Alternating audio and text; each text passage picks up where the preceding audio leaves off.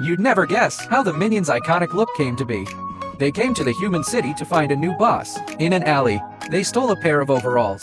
And just like that, the classic Minion look was born. At night, they sneaked into a mall to rest. While watching TV, they stumbled upon the villain channel. The host announced a villain convention in the city that weekend. All the world's villains would be there. Hearing this news, the trio was overjoyed. The next day, they hitched a ride and arrived at the villain convention. There were so many villains there, and plenty of oddballs. A fire-breathing crocodile man, a mad scientist with a freeze ray, a bald doctor who could clone himself, but these were small fry. When this woman appeared, all the villains went wild. She was the infamous Scarlet Overkill. She held up a diamond and declared that whoever could steal it would become her henchman. Hearing this, the villains in the crowd erupted, rushing the stage. Kevin and his pals were pushed onto the stage by a crowd of tough guys. Everyone piled on, pinning Scarlet down, but she kicked them all off. Yet, against all odds, the Minions managed to snag the diamond. Just like that, the trio became her henchmen. Kevin excitedly called their tribe to tell them to come join the new boss. Hearing the news, the Minions in the tribe were thrilled, but in their excitement, they accidentally crushed their new boss. As the saying goes, out with the old, in with the new. The Minions set out to find another boss. Meanwhile, Kevin and his pals followed Scarlet to her lair. As soon as they entered, Scarlet's husband gifted them 3 gadgets: a robotic hand, a flamethrower that could melt anything, and a hypnotic green forgiveness hat. Turns out, Scarlet recruited henchmen to steal the queen's crown. The Minions didn't hesitate and immediately got to work. Disguised as wealthy women, they used gold bars to buy tickets and infiltrated the museum. You can long press the like button to cheer these Minions on. With sheer dumb luck, they blazed through obstacles. When guards blocked their path, they hypnotized them with the forgiveness hat. When a metal door stood in their way, they melted it with the flamethrower. After much effort, they finally found the crown. Just as they were about to succeed, a guard beat them to it.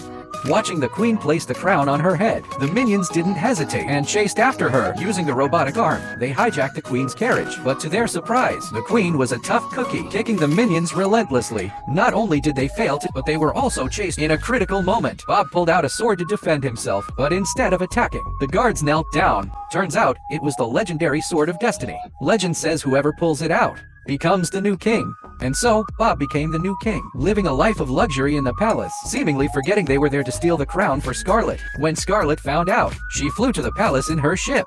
The kind-hearted Minions, seeing their boss, handed the throne over to her, but they didn't expect that her first act as ruler would be to throw them in the dungeon. You've never seen a dismemberment scene like this.